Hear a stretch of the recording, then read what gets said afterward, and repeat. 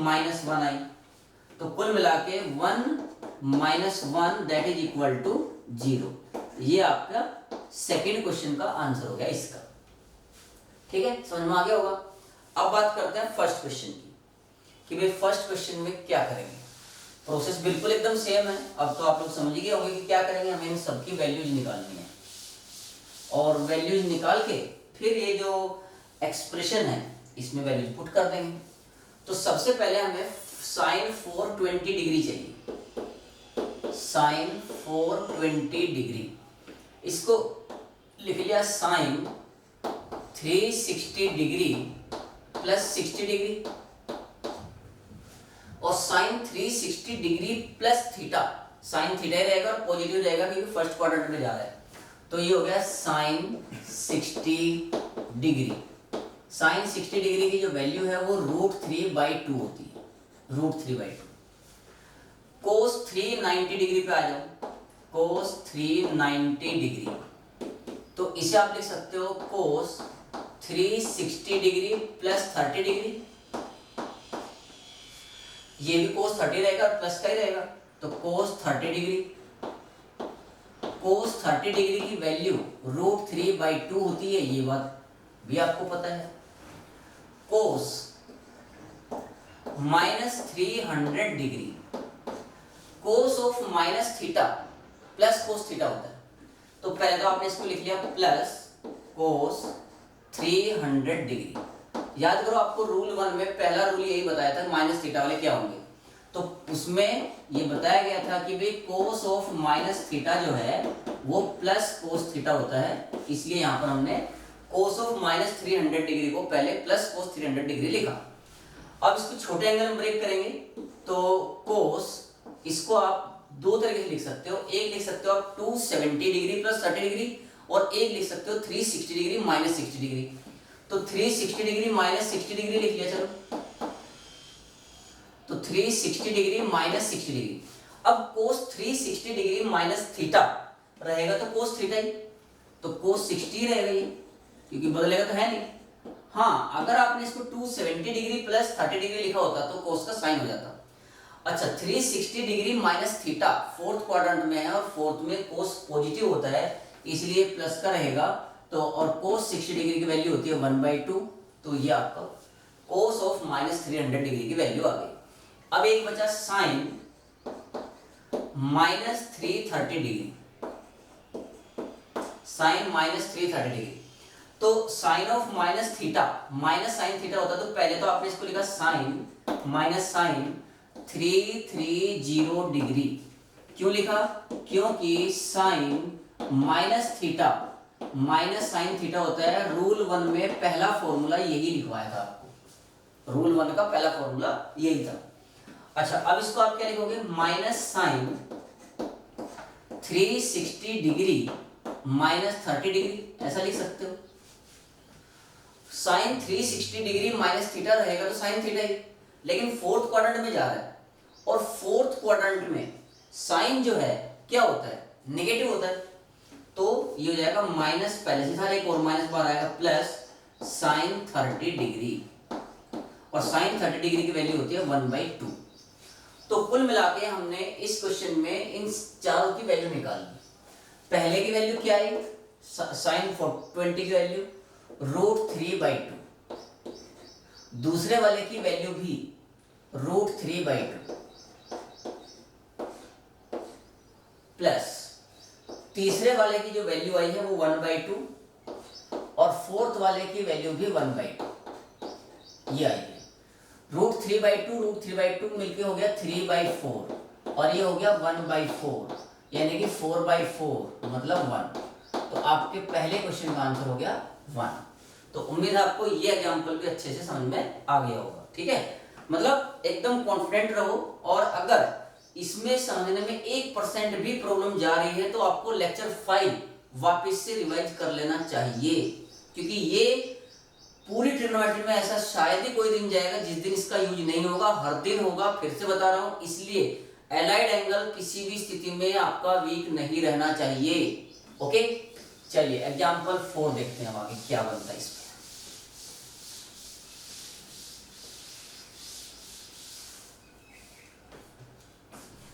Find the value of example 4, find the value of, पहला question है first 10 pi by 10 plus 10 3 pi by 10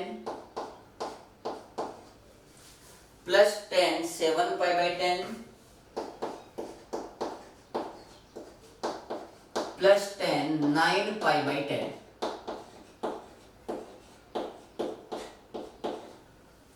और second है sine 3 pi by 5, sine 3 pi by 5 plus sine 4 pi by 5 plus sine 6 pi by 5 plus sign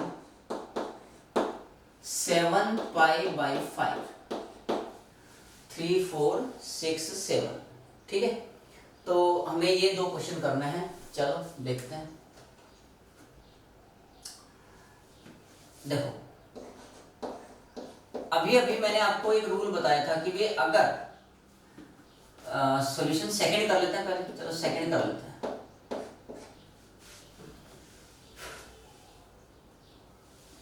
आपको angles पहचानने, देखो ये और ये मिलाते हैं अगर तो 2 पाई हो रहा है, और इन दोनों एंगल्स का सम भी 2 पाई हो रहा है। ठीक है, ऐसा इसमें पहचान करते हैं क्वेश्चन। तो अगर दो एंगल का सम 2 पाई हो तो sign A plus sine B क्या होगा, बस इतना सा क्वेश्चन है।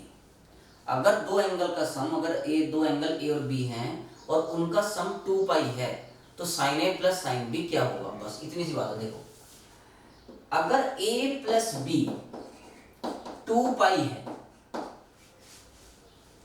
तो इसे मैं ऐसे लिख सकता हूं a is equal to 2 pi minus B, B को इधर ले गए, दोनों साइड में साइन लगा दो, तो sine a is equal to sine 2 pi minus B, sine a is equal to sine 2 pi minus theta, sine 2 pi minus theta, minus sine theta होता है भाई, 2 पाई है तो साइन ही रहेगा, फोर्थ क्वाड्रेंट में जाएगा तो माइनस करेगा, तो ये बन गया माइनस साइन बी।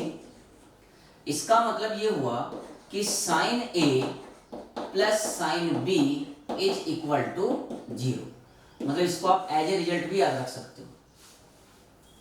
ठीक है, इसको एज ए रिजल्ट याद रख सकते हो कि भाई अगर a प्लस बी 2 पाई हुआ तो sign A plus sine B 0 होता है। तो आप देख लो, बस हो गया काम आपका, इसका और इसका सम 0 हो गया विद दिस रूल, और इन दोनों का सम 0 हो गया, तो आपके पहले क्वेश्चन का आंसर क्या है, 0 आ गया। फर्स्ट और फोर्थ सम टर्म में दो टर्म का सम, दोनों एंगल्स का सम 2 पाई आ रहा था, इसलिए इसका सम 0 हो जाएगा, और इन दोनों में भी एंगल्स का सम 2 पाई आ रहा था, इसलिए इन दोनों टर्म्स का सम भी 0 हो जाएगा, क्योंकि हमने ये जनरल वे में प्रूफ किया कि अगर a प्लस बी 2 पाई है तो sign A plus sine B 0 होता है। ठीक है, अब दूसरा देखो, यहां पर भी हमें ऐसा ही कुछ पहचानने को मिल रहा है क्या, क्या हम ऐसा कुछ यहां भी पहचान पा रहे हैं? फर्स्ट वाले में बिल्कुल पहचान रहे हैं, अगर आपने देख लिया हो ध्यान से तो यहां पर हम बिल्कुल ऐसा ही पहचान पा रहे हैं। क्या पहचान रहे?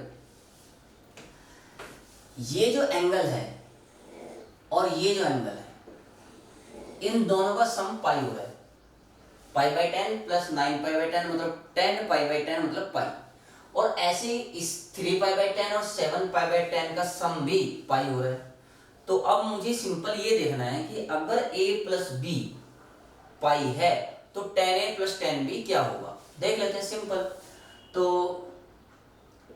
इफ, इसको एज ए रिजल्ट याद रखना, इफ a प्लस बी, हालांकि मैंने आज के लेक्चर की शुरुआत में ये रिजल्ट बताया था आपको, tan वाला भी और cos वाला बताया था। तो अगर a प्लस बी पाई है तो tan a plus tan b, tan a plus tan b जो है वो 0 होता है।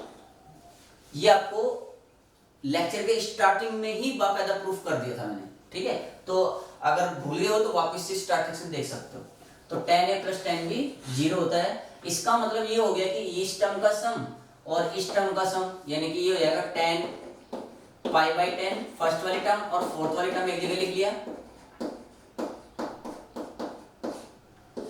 Plus tan 3 pi by 10 plus tan 7 pi by 10। तो ये भी सम 0 और ये भी सम 0, तो 0 प्लस 0 मतलब 0। ये इसका आंसर हो गया। ठीक है, समझ में आ गया। कुछ क्वेश्चंस जो हैं, अब आप लोग अपने एक्सरसाइज जो, अगर जो बच्चे एनसीईआरटी को फॉलो कर रहे हैं एनसीईआरटी में, तो अभी तक आपका 3.1, 3.2 और 3.3 यहाँ तक की चीजें कवर हो चुकी हैं। ठीक है, 3 एक्सरसाइज। और जो बच्चे स्टेट बोर्ड के हैं उनके लिए भी पहली 3 एक्सरसाइज कवर अप हो चुकी हैं। आप चाहो तो अपने एक्सरसाइज का एक एक क्वेश्चन सोल्व कर सकते हो, आपको उसमें किसी भी कोई प्रॉब्लम नहीं आने वाली है। कुछ और एग्जांपल्स देख लेते हैं इसी के बेस पे। Example 5,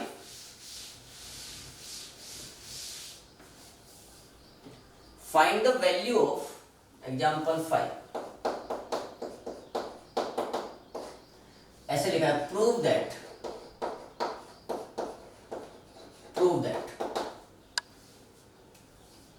sign square pi by 6, sine square pi by 6 plus cos square pi by 3 minus tan square pi by 4 is equal to -1/2, -1/2। ठीक है, ये हमें प्रूफ करना है। तो वही लेफ्ट हैंड साइड ले लिया। देखो साइन स्क्वायर पाई बाई 6, ये किसी भी ट्रिग्नोमेट्रिक फंक्शन का स्क्वायर का मतलब होता है कि आप इसको ऐसा लिख सकते हो, साइन पाई बाई 6 का होल स्क्वायर, ऐसा इसका मतलब होता है साइन स्क्वायर पाई बाई 6 का मीनिंग। और ऐसे ही आप कोस स्क्वायर पाई बाई 3 को कोस पाई बाई 3 का स्क्वायर ऐसा, और tan स्क्वायर पाई बाई